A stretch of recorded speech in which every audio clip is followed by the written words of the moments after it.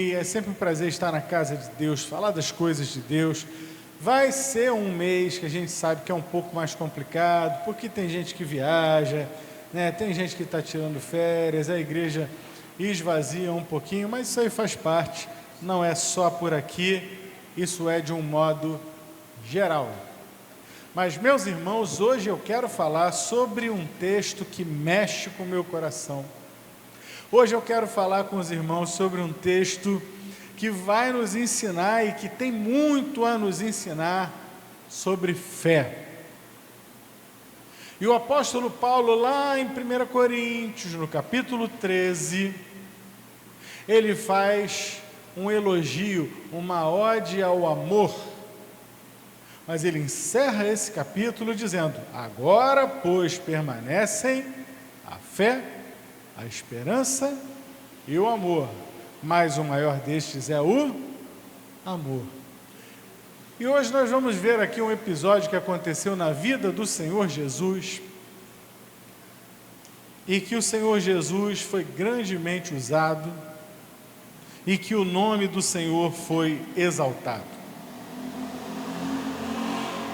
Abra sua Bíblia comigo em Marcos, o Evangelho de Marcos, que é o meu evangelho favorito, Evangelho de Marcos, capítulo 2.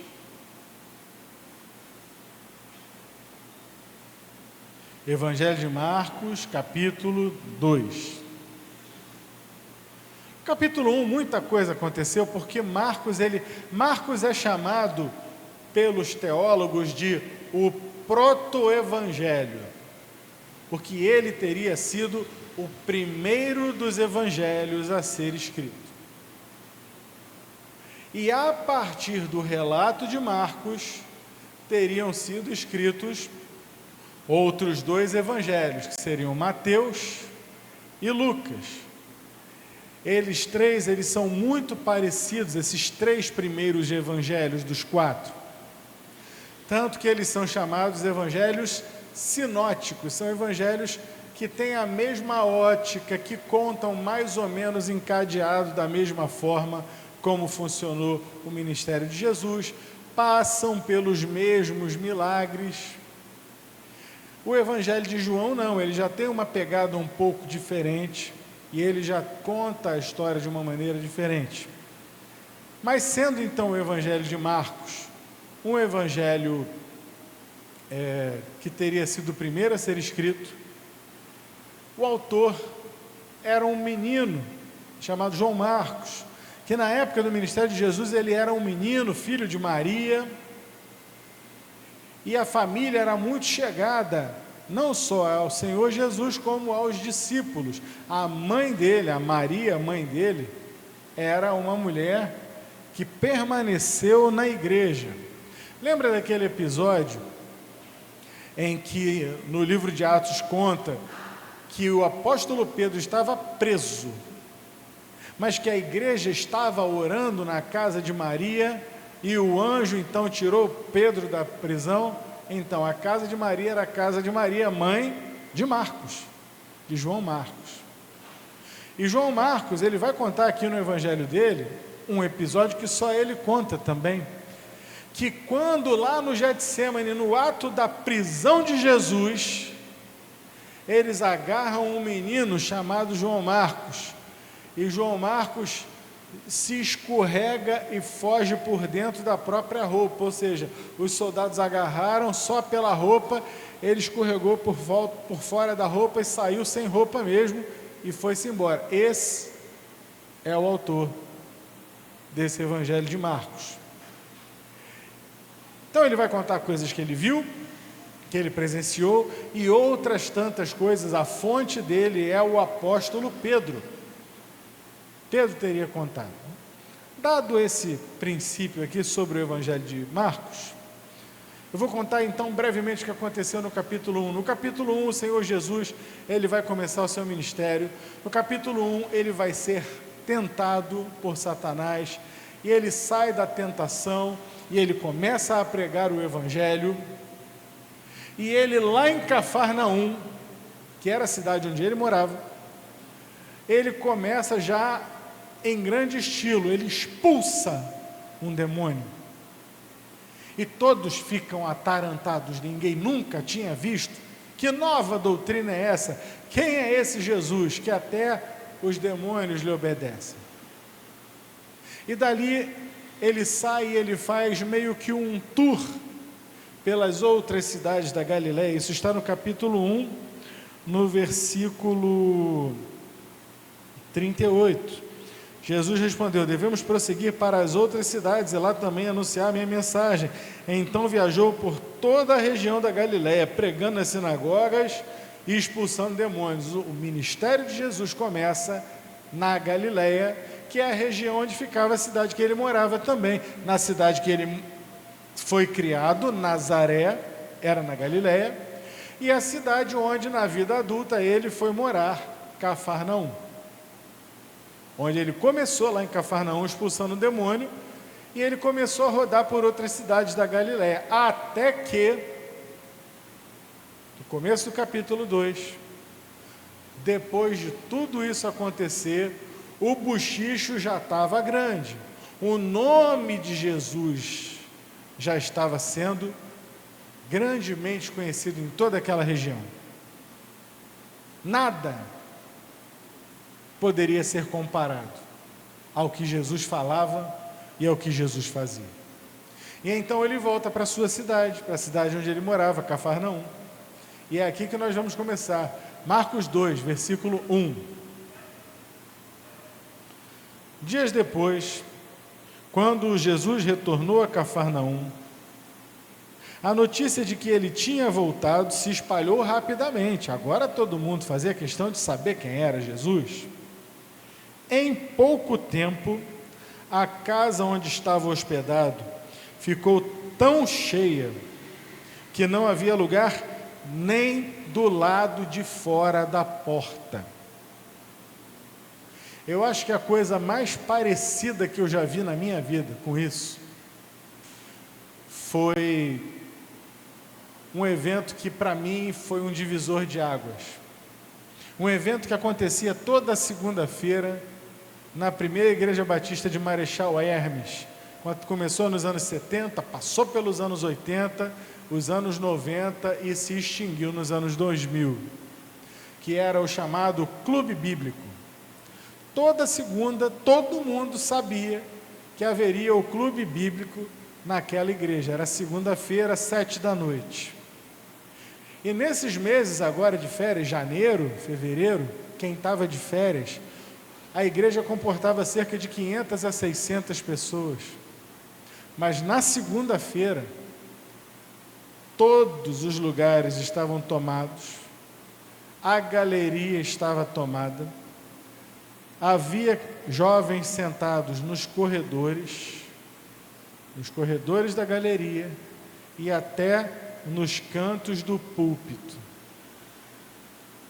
E ainda se colocava uma caixa de som grande no pátio da igreja, que ainda comportava gente, que ainda ficava do lado de fora, para cantar louvores ao Senhor e para ouvir a palavra de Deus.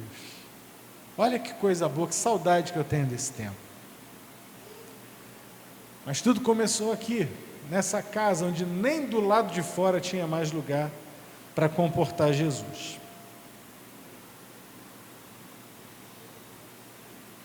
Verso 3. 4 homens vieram carregando um paralítico numa maca. Por causa da multidão, não tinham como levá-lo até Jesus, então abriram um buraco no teto, acima de onde Jesus estava. Em seguida, baixaram o homem na maca, bem na frente dele. Ao ver a fé que eles tinham, Jesus disse ao paralítico: filho, teus pecados estão perdoados. Silêncio. Escândalo. Todo mundo queria ver ali um paralítico andar. Todo mundo ali estava preparado para ouvir uma mensagem. Todo mundo estava ali preparado para ver demônios serem expulsos. Mas ninguém podia pensar que da boca de Jesus sairiam essas palavras: Filho, teus pecados estão perdoados. Jesus faz isso de propósito. Alguns dos mestres da lei, veja, não era qualquer pessoa que estava ali. A cidade de Cafarnaum, a bem dizer, estava reunida ali. E claro que havia representantes de gente pobre, de gente rica, de gente de pouca importância, de gente de muita importância, de gente que era o bom judeu, mas que só ia à sinagoga no dia de sábado, mas também havia lá os grandões. Todos estavam interessados no que aconteceria naquela casa. E ali havia alguns mestres da lei. Eles estavam ali sentados e pensaram, prestou atenção, os mestres da lei, tinha gente do lado de fora, mas os mestres da lei estavam sentados, provavelmente, confortavelmente sentados, mas provavelmente ainda bem à frente ali dos acontecimentos, num lugar de destaque. Os líderes religiosos ali observando criteriosamente o que ia acontecer naquela casa. Estavam ali sentados e pensaram, não diz aqui que eles falaram, mas eles pensaram: o que ele está dizendo? Isso é blasfêmia.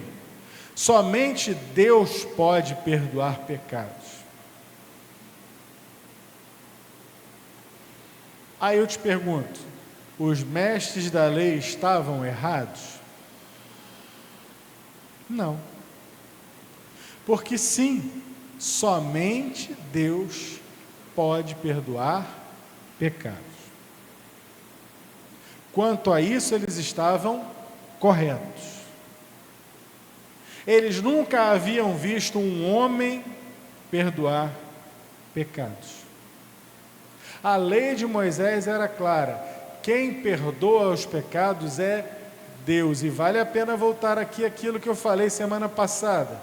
O culto no Antigo Testamento era um culto que era restrito. O povo ia diante de Deus uma vez por semana, ou na sinagoga, ou no templo. No tempo lá do Antigo Testamento, no tempo de Moisés, no tempo ainda do tabernáculo, no tempo do templo de Salomão, onde havia um lugar de adoração, que era o tabernáculo ou o templo, só entravam ali dentro os sacerdotes. E os sacerdotes ministravam, matavam os animais, se limpavam. Os sacerdotes trocavam 2 vezes por dia o pão da proposição. Os sacerdotes 2 vezes por dia acendiam incenso diante do Senhor. Os sacerdotes tomavam conta de tudo aquilo, mantinham as luzes do candelabro do lugar santo acesas. E só o sumo sacerdote podia entrar no lugar santíssimo uma vez por ano, no dia do perdão, o Yom Kippur. E nesse dia do perdão havia toda uma cerimônia diferenciada, em que ali eram lançados sobre aquele animal, sobre um bode, os pecados da nação. Ali era o grande dia da expiação, o dia do perdão. Perdoar pecados, na mentalidade religiosa do judeu, não era coisa para se falar da boca para fora. Então eles estranham e dizem: isso é blasfêmia. Mas ninguém falou nada, eles só pensaram. Jesus logo percebeu o que eles estavam pensando e perguntou: por que vocês questionam essas coisas em seu coração? O que é mais fácil dizer ao paralítico, se o problema é o dizer, Se o problema é vocês acharem que eu estou falando apenas da boca para fora, uma blasfêmia dizendo que estão perdoados os pecados, então eu pergunto a vocês, o que é mais fácil dizer? Seus pecados estão perdoados? Ou levante-se, pegue a sua maca e ande. Eu imagino o silêncio, porque ninguém ali teria a menor condição de virar para o paralítico e dizer: levanta, toma a tua maca e anda. Quem poderia fazer isso?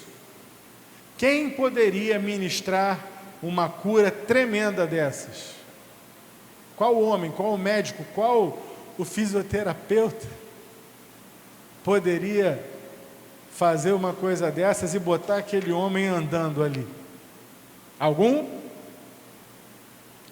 Portanto, Jesus estava comparando uma coisa que só Deus poderia fazer, perdoar os pecados, com outra coisa que só Deus poderia fazer, que é mandar o paralítico levantar, tomar a sua cama e sair dali andando.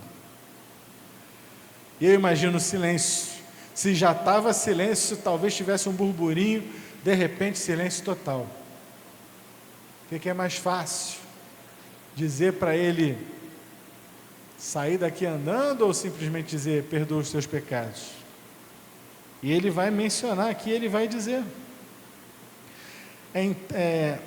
mas eu, verso 10, mas eu lhes mostrarei que o Filho do Homem tem autoridade na terra para perdoar pecados.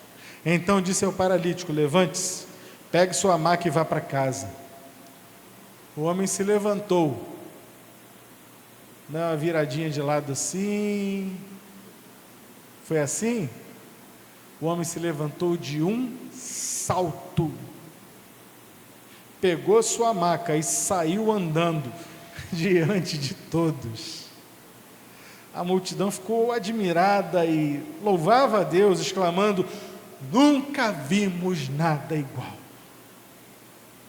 Senhor, que a tua palavra seja útil e proveitosa para nos alimentar nessa noite, para alimentar a nossa fé, para alimentar a nossa esperança, para alimentar o nosso amor. Em nome do Senhor Jesus, que fez e faz milagres nas nossas vidas, nós assim oramos. Amém. Eu poderia falar aqui do milagre, eu poderia falar aqui da lição, mas a lição está clara. A lição que Jesus quis dar foi mostrar de maneira inequívoca que ele tinha sim o poder de Deus, tanto para curar como para perdoar pecados. Em outras palavras, Jesus Cristo está dizendo: sim, eu sou Deus. Ele mostrou o seu divino poder ali, e todos se calaram. Isso está bastante claro, a leitura é bastante clara. Mas eu quero trazer hoje uma outra abordagem para esse texto. Uma abordagem sobre essas três coisas: a fé, a esperança e o amor. A questão da fé,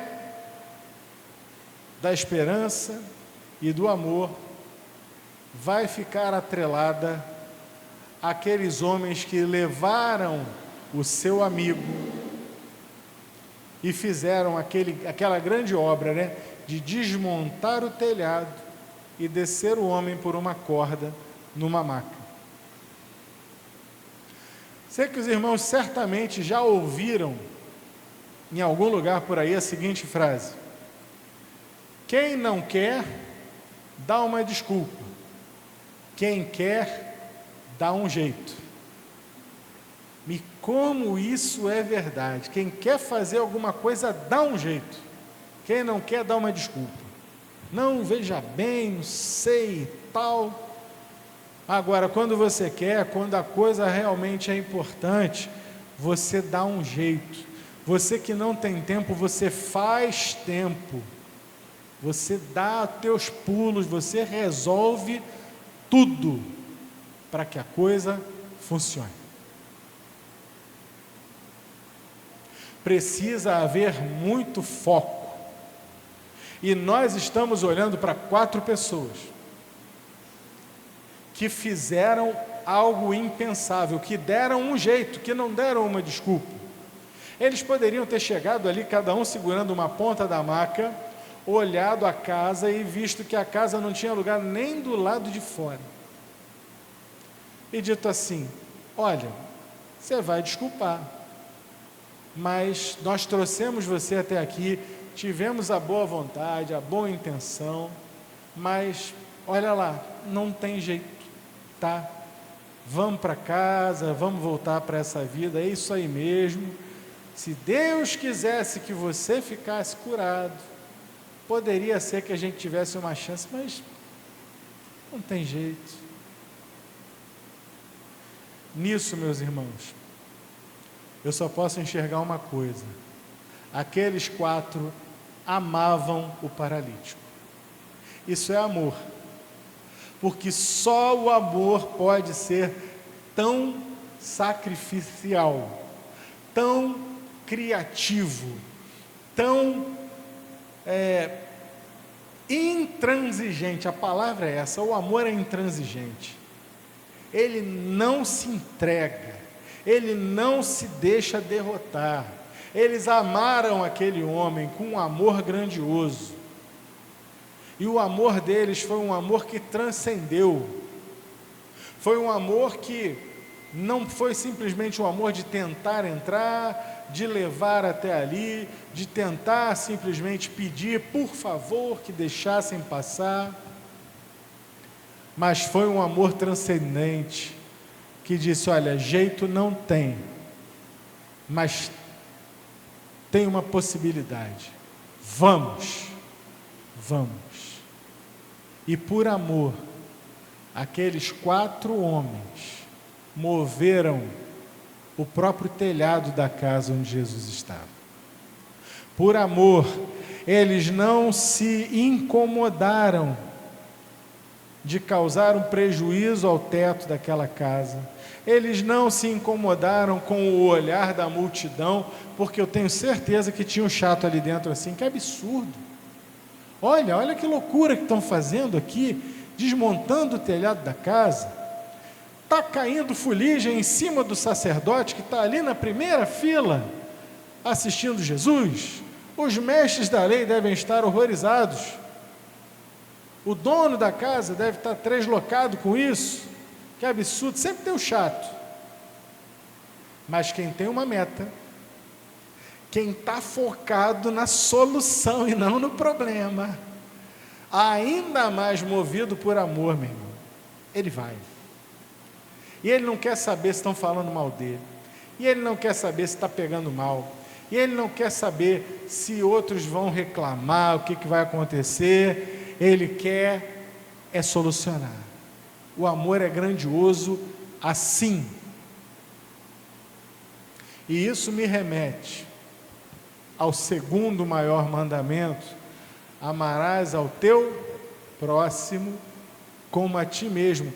Eu tenho certeza que o amor desses homens era o amor da lei, era esse amor de amar ao próximo como a si mesmo, olhando para aquele paralítico e dizendo: e se fosse eu nessa maca, o que eu gostaria que tivessem feito por mim? Que espécie de coisa eu gostaria que alguém tentasse fazer por mim? Mas é isso que eu vou fazer. Eu estou me colocando no lugar do paralítico. Não sei se era parente deles, a Bíblia diz que eram amigos, não sei qual era o grau de parentesco, qual era o tipo de amizade. Uma coisa eu sei: havia ali muito amor, e um amor sacrificial, um amor que mexeu com a própria possibilidade de eles se machucarem. Você já pensou se numa dessa o homem está lá em cima do telhado, abrindo o buraco para o paralítico, cai de mau jeito, quebra o pescoço e fica ele paralítico? Havia essa possibilidade? Havia a possibilidade do telhado quebrar, colapsar e caírem os 5 ali no chão, e todo mundo se machucar, quebrar um osso, quebrar uma perna, ficar manco, paralítico também? É amor ou não é? É amor. Havia amor. Mas aliado ao amor, havia também uma esperança. Uma esperança. Porque olhando pelo lado de fora, a casa lotada era desesperador, não tem caminho. Olhando lá dentro na casa e você vendo tudo apinhado de gente, não tem a menor esperança da gente chegar ali. Mas nós temos a esperança de que, pelo telhado, nós vamos conseguir fazer alguma coisa. Foram movidos pela esperança, foram movidos pelo amor. Mas mais do que tudo, eles foram movidos pela fé. Porque, meus irmãos, a fé, eu já coloquei isso algumas vezes para os irmãos.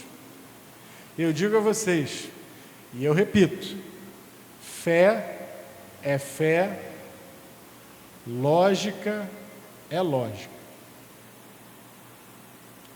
Querer colocar a fé dentro da caixinha da lógica é perder completamente o ponto da fé. Porque, para lembrar um caso que eu já contei aqui, daquela mulher que no meio da multidão dizia em seu coração, com o fluxo de sangue: se tão somente eu tocar as vestes dele, ficarei curada. Que lógica tem isso? Isso já tinha acontecido antes? Havia base para essa fé? Não, mas ela creu. Ela creu em Jesus, e ela creu em Jesus de tal forma que ela diz assim: não preciso nem falar com ele, nem tocar nele, basta eu tocar nas pontas, na orla da veste dele, uma triscadinha que eu der, e eu serei curada. Não tem lógica, mas ela foi curada não pela lógica, ela foi curada pela fé. A certa altura também um centurião participa ao Senhor Jesus e diz: olha, eu tenho um servo muito querido, e esse meu servo muito querido, ele está doente, e vou lhe dizer a verdade, ele está à beira da morte. E o Senhor Jesus diz para ele assim: tá bom, me mostra onde é, eu vou lá contigo curar o teu servo. E o centurião mostra a fé dele de uma maneira inusitada. Ele mostra a fé dele usando a palavra não. Ele disse não para Jesus. Tu já pensou alguém dizer não para Jesus? Foi o que o centurião fez. Vamos lá, que eu vou curar o teu servo. Ele disse não. Não? Não, meu Senhor, eu não sou digno de que o Senhor entre na minha casa. Mas diga apenas uma palavra. Olha a fé desse homem. Diga apenas uma palavra e meu servo será curado. Porque eu sou homem sujeito à autoridade, e digo a este: vai, e ele vai, e ao outro: vem, e ele vem. E assim como a minha palavra tem autoridade sobre os meus servos, eu sei, olha a fé desse homem, eu sei que se o Senhor der uma palavra, o meu servo ficará curado. E assim foi. E ainda houve um elogio. Jesus disse: olha, nem mesmo em Israel eu vi uma fé parecida com essa. Quer ver um outro exemplo de fé completamente deslocado, desconectado da lógica? A certa altura o Senhor Jesus estava passando e aparece uma mulher estrangeira, uma mulher Ciro-fenícia. E aquela mulher se prostra ante os pés do Senhor Jesus no meio da multidão. E sabe como é pessoa pública no meio da multidão, né? Todo mundo de olho. E ele no meio da multidão, e a multidão era de judeus, e vem aquela estrangeira, Ciro-fenícia, se lança aos pés dele: Senhor, a minha filha está com problemas, minha filha está com um espírito, e ela precisa que o Senhor a liberte. Jesus, eu quero crer que Jesus fez isso não para humilhar aquela mulher, mas para mostrar à multidão algo sobre a fé. Jesus dá uma palavra aparentemente dura para aquela mulher. Ele diz para ela: eu não vim senão para as ovelhas do aprisco aqui de Israel. Não é bom dar o pão dos filhos, os israelitas que o cercavam, para os cachorrinhos.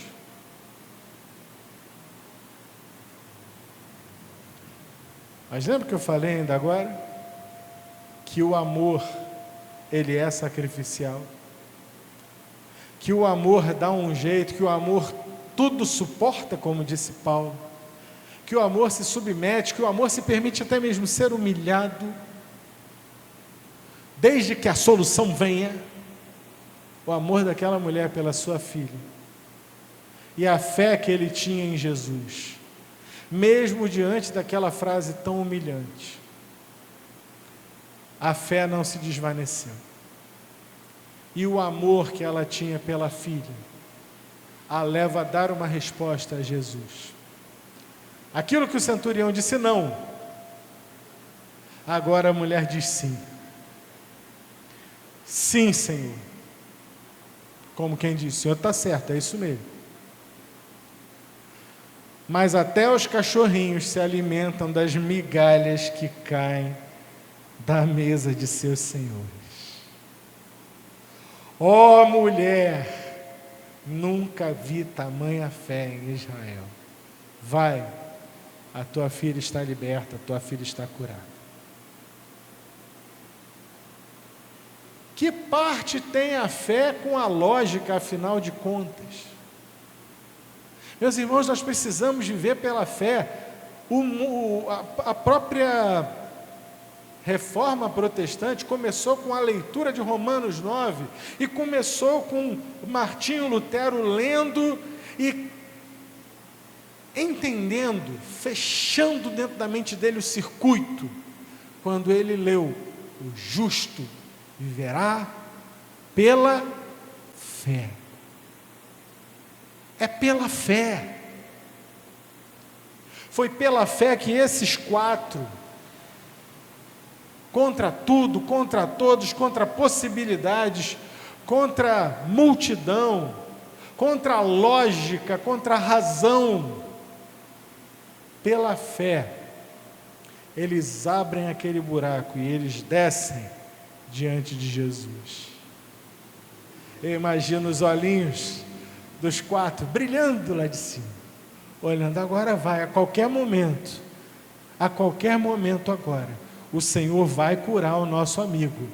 Nós conseguimos, nós vamos ver isso acontecer. E a respiração, ou ofegante ou parada, né? Que a pessoa numa hora dessa, ela fica naquele estado. E o Senhor Jesus dá aquela palavra. Ele usa o momento. Aqueles que estavam ali não esperavam que daí fosse sair um ensinamento, mas daí sai um ensinamento. Ele olha para aquele jovem, para aquele rapaz e diz: perdoados estão os teus pecados. Depois que o burburinho começa, ele diz: o que é mais fácil? Dizer que perdoa os pecados dele, o que seria seria loucura eu dizer isso aqui se eu não fosse quem eu sou? Ou dizer: levanta, toma teu leito e anda, para que vocês saibam que o Filho do Homem tem poder para perdoar pecados na terra. A ti te digo: levanta-te, toma teu leito e vai para a tua casa. Que lições nós aprendemos aqui, sim, meus irmãos? Aprendemos que a fé não tem limites. A nossa visão tem limites. A nossa lógica, aquilo que a nossa lógica pode conceber, tem limites. A fé em Deus não tem limites. Não tenha vergonha de exercitar a tua fé. Não tenha vergonha de demonstrar amor. Demonstrar amor de uma maneira tão grandiosa a ponto de, no mesmo contra toda uma multidão, se levantar e fazer o que esses homens fizeram.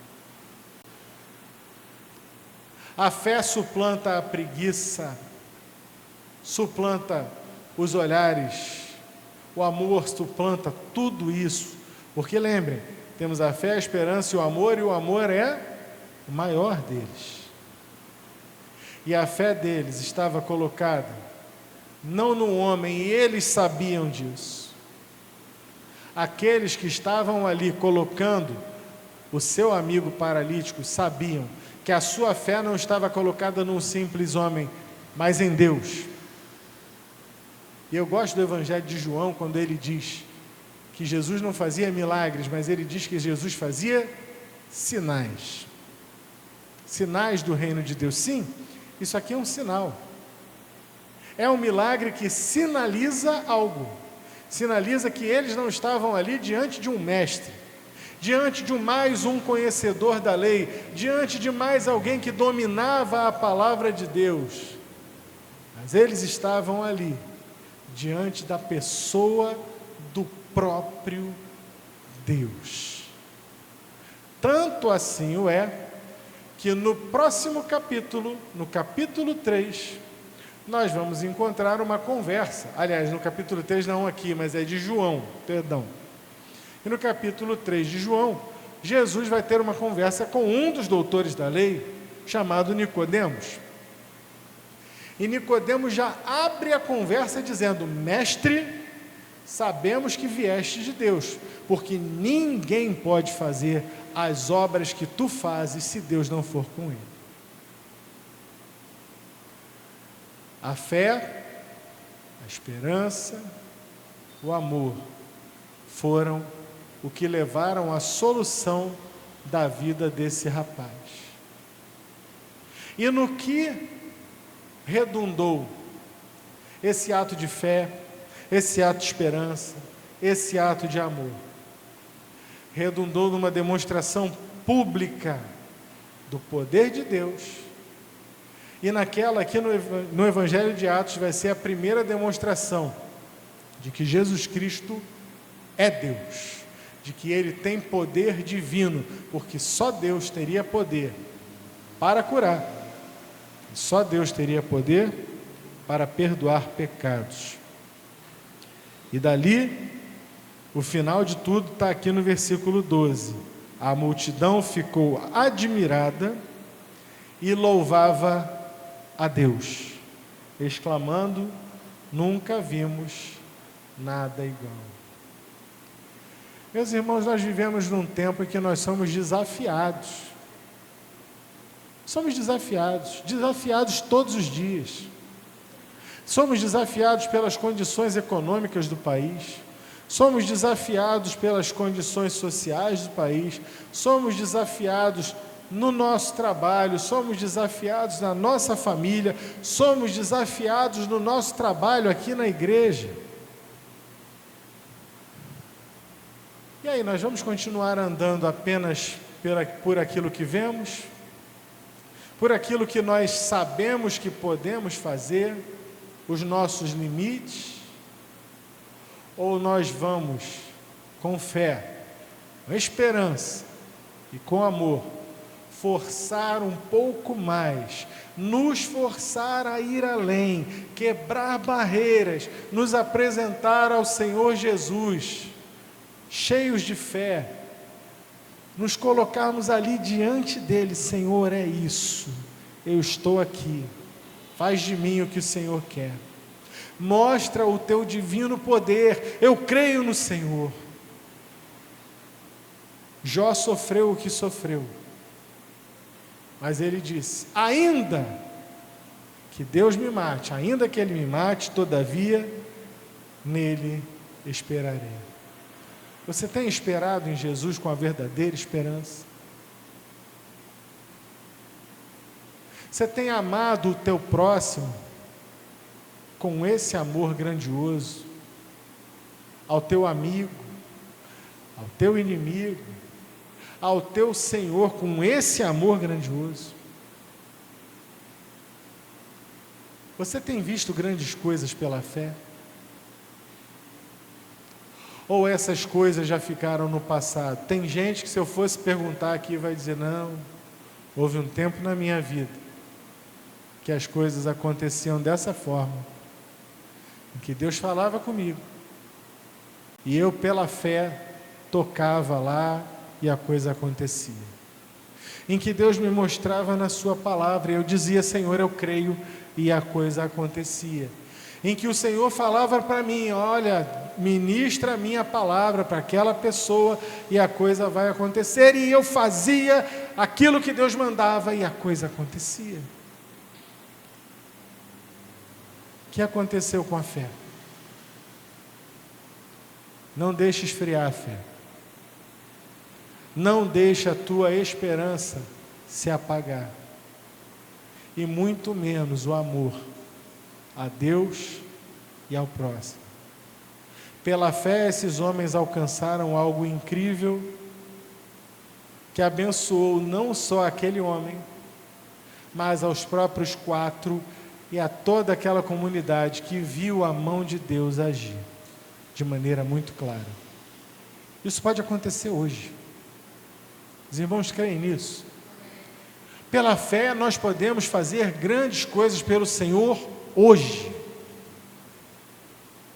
Mas a fé sem as obras é morta, diz Tiago.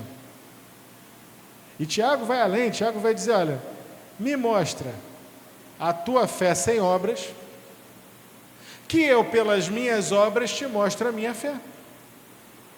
O próprio fato desses homens abrirem aquele telhado e colocarem aquele homem ali, foi uma obra que mostrou a sua fé. Você não vai encontrar aqui dizendo fé, mas Jesus foi lá e curou aquele homem. Vamos agir essa semana, meus irmãos. Vamos ler a palavra, vamos buscar com fé. Senhor, fala comigo. O que o Senhor quer que mude na minha vida? Acrescenta a minha fé. Ah, pastor, mas a minha fé está ruinzinha, está apagadinha. Aconteceu isso com um homem. Quando Jesus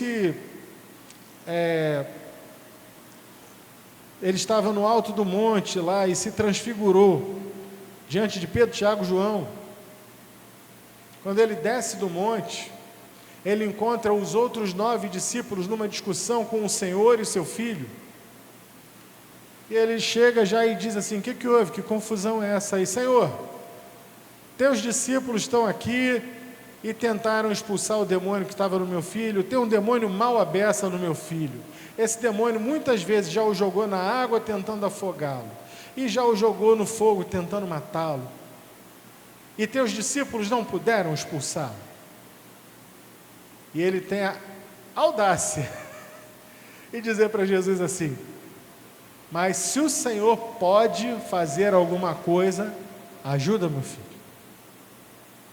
Aí Jesus diz para ele assim: se eu posso, tudo é possível ao que crê. E aquele homem olha para Jesus e ele diz: Senhor, me ajuda na minha falta de fé. Até isso, até na falta de fé, você pode contar com Jesus. Até numa fé fraquinha, você pode contar com Jesus. até com a sua fé apagadinha, você pode clamar a Jesus: Senhor, me acrescenta a fé, me ajuda na minha falta de fé. Vamos orar. Senhor, a tua palavra foi pregada e nós queremos agradecer por ela. Agradecer porque o Senhor fez e faz grandes coisas.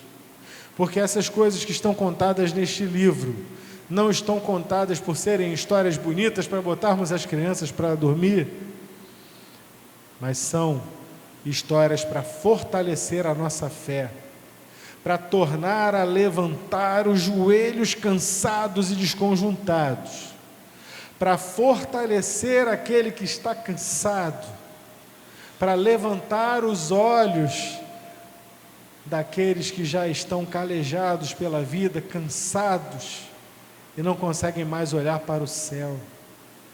A tua palavra é proveitosa, Senhor Deus, para nos dar uma injeção de ânimo na nossa fé, na nossa esperança, no nosso amor, para que possamos olhar e saber que o mesmo Deus das Escrituras, Ele está conosco hoje. E o Deus que fazia coisas pela fé, coisas tremendas, coisas das quais ninguém tinha ouvido falar e muito menos visto nas Escrituras, ainda faz hoje. O Deus que atendia a fé simples de um coração fraco, ainda hoje atende a oração do fraco, ainda hoje ajuda aquele que está com a sua fé fraquinha. Nós possamos, Senhor, sair daqui hoje para viver uma vida de mais fé, de mais busca na tua palavra, de crescer no entendimento e buscar uma vida que agrade ao Senhor, porque a tua palavra também diz que sem fé é impossível agradar a Deus.